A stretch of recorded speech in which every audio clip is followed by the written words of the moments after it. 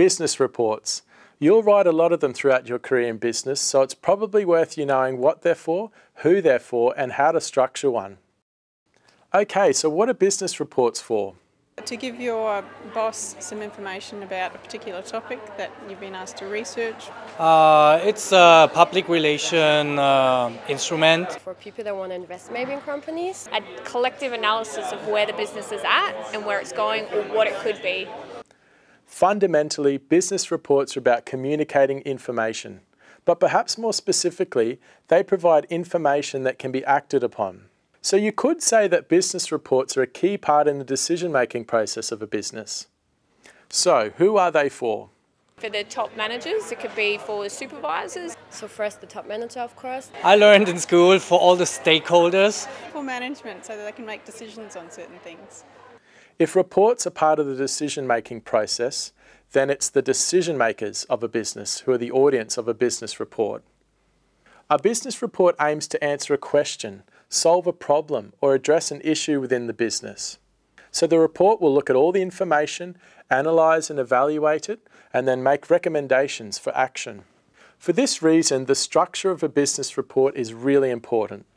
So, a business report will have the following overall structure: an executive summary, followed by the introduction, body and conclusion, and finally recommendations. Let's take a look at the structure in more detail. Okay, so first up, the executive summary. So it's like the cover letter really for the whole thing. It's just going to give you a really dot point exactly what it's about, what the hopes are, what the findings are, where they've come from, and the general advice. A specific but brief outline of what's in the business report. To make it really quick and easy for your bosses because they don't have much time. A common misconception is that the executive summary is an expanded version of the intro.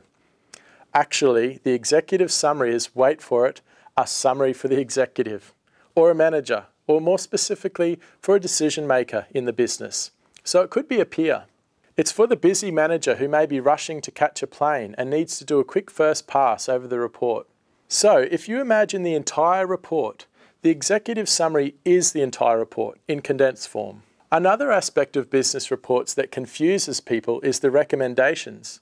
Recommendations are sometimes treated like a rehashing of the conclusion or as the opportunity for a personal opinion on the report.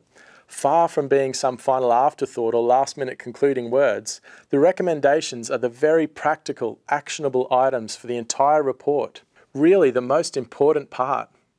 They present a decision maker with what should be done next. This is a good time to mention that the tone of a business report should be formal. It shouldn't be colloquial or written in the first person. It's a logical, factual, free from emotion or opinion reporting of the facts. So this leaves the bit in the middle, the actual report. The body of the report follows a standard decision-making process. It states the problem, identifies the background or context to the issue, presents a review of information, an analysis and evaluation of that information, and finally a discussion around the findings. To illustrate this approach, let's take the example of buying your first car. The report introduction starts with a clear stating of the purpose: I need a car. The background: this is where you flesh out the problem and explain the context. So I now have a job and need a car to get there. It's a long trip, I only have 5K, but I care a lot about safety too. It's during the background that you will identify some of the criteria that will influence your analysis and evaluation. Next comes the search for information, also formerly known as a literature review. Reading car magazines, reviews online, and looking at car ads.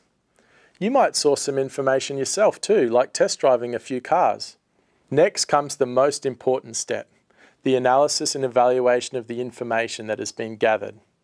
Often a theoretical framework is used as a tool to compare the different alternatives. Following the analysis and evaluation, the results are often formulated into a table like this one.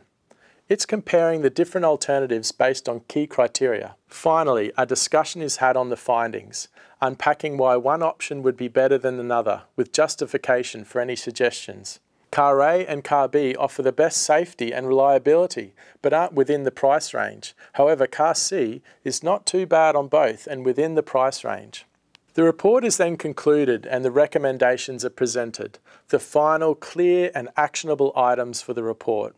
So you can see why this process is so important when the recommendations may involve spending a few $1,000,000. The process of arriving at the recommendations needs to be clearly and logically documented. So that's the business report. It's a logical and essential tool in the decision-making process for a business. Each section, from the executive summary through to the recommendations, has a specific purpose, and the structure reflects the specific approach that needs to be taken in arriving at the actionable recommendations of the report. Information in, analysis, evaluation, and actionable items. Well, all the best with writing your next business report.